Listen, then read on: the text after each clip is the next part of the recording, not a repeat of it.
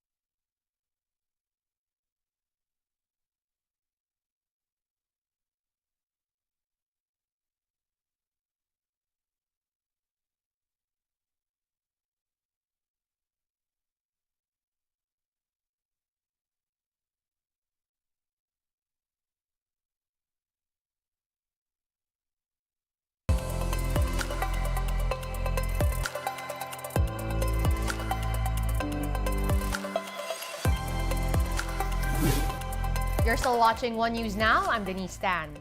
Toyota Motors is making sure that driving a car these days is both pleasurable and practical. More from this report.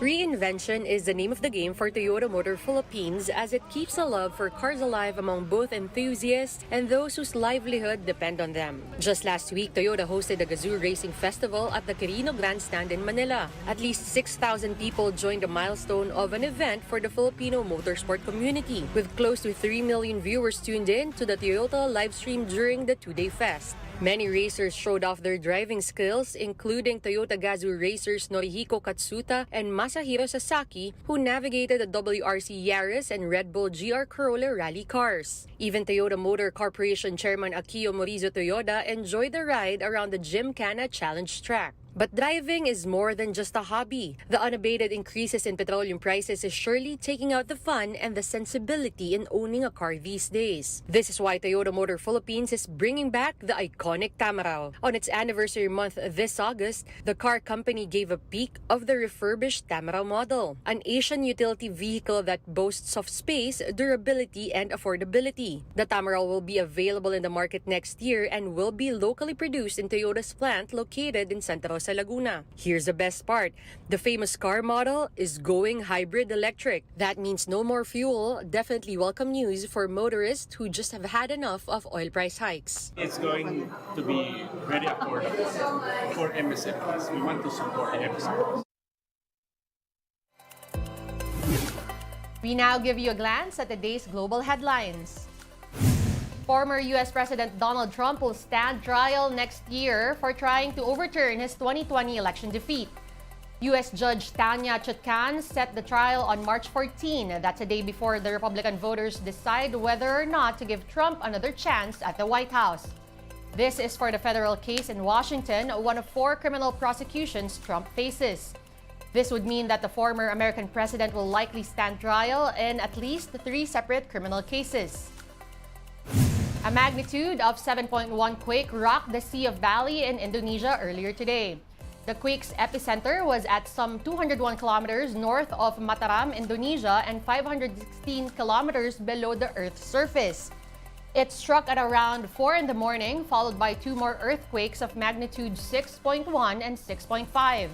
Authorities maintained, however, that there is no threat of a tsunami, including in the Philippines, and that the quake isn't destructive since it wasn't too deep.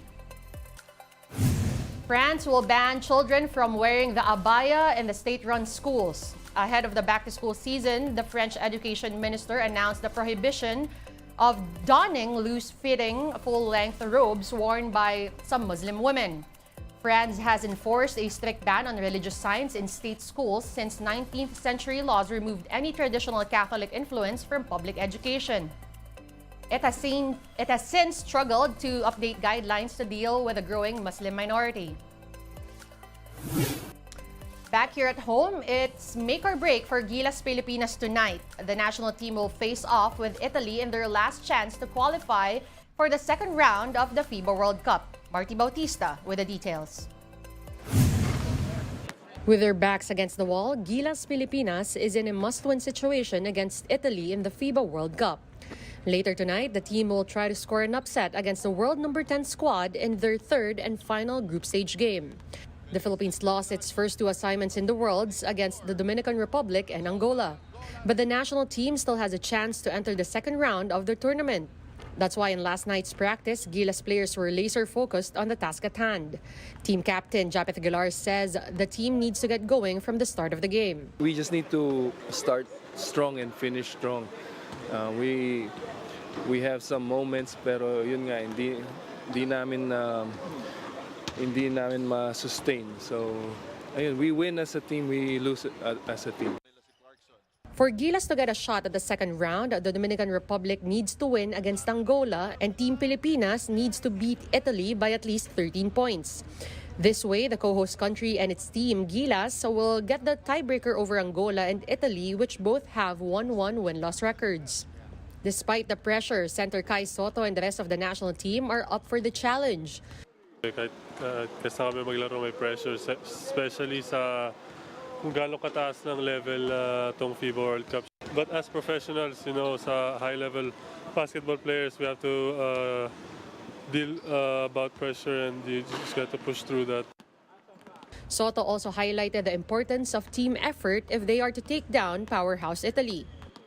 We all know they're a very good all-around team. Yung magiging focus namin defensively, how to stop or limit their wings. But as I said, they're a pretty good all-around team, so it's going to take a whole team effort to stop them. And Italy itself is coming off an upset loss against the Dominican Republic this weekend.